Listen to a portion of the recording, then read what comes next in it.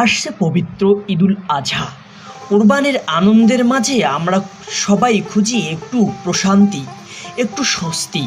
ব্যস্ত শহরের কোলাহল, ধোঁয়া আর যান্ত্রিক জীবনের ক্লান্তি থেকে দূরে কোথাও হারিয়ে যেতে চাই, এমন এক জায়গায় যেখানে নেই কোনো গাড়ির হর্ন, নেই মানুষের ভিড়, আছে শুধু তিস্তা নদীর কলকল ধ্বনি আর প্রকৃতির নিস্তব্ধ সৌন্দর্য।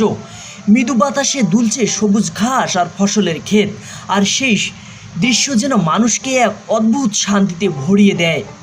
ছোট্ট একটি ডিঙ্গি নৌকায় পরিবারকে সাথে নিয়ে তিস্তার স্রোতে ভেসে চলা এই অনুভূতিটা ভাষায় প্রকাশ করার মতো নয়।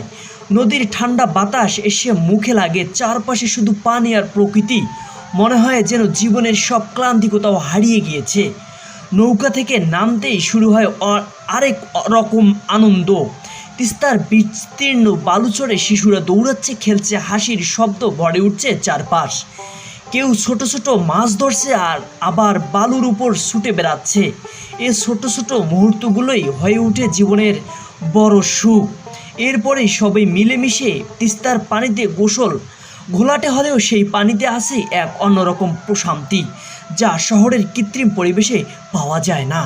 গোসল শেষে শুকনো কাপড় পরে বালুচরে গোল হয়ে বসে পরিবারের সাথে খাবার খাওয়া, এই মুহূর্তগুলো যেন জীবনের সবচেয়ে আপন সময়।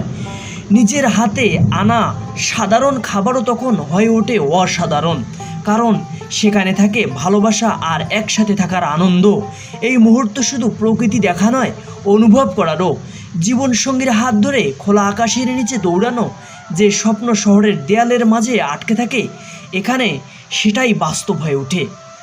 একসাথে হাঁটা, হাসা, গল্প আর ভালোবাসা যেন নতুন করে জন্ম দেয়।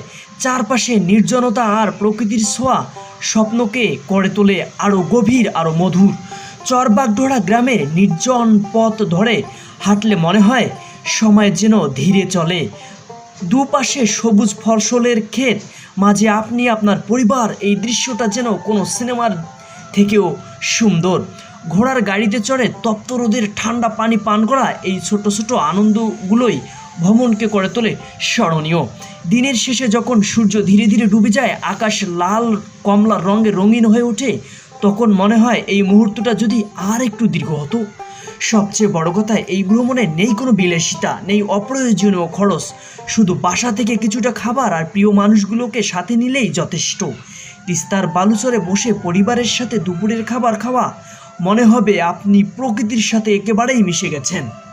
তাই এই ঈদে একটু ভিন্ন হোক, শহরের কোলাহল নয়, ফিরে যান প্রকৃতির কোলে। তিস্তা ডাকছে, আপনি কি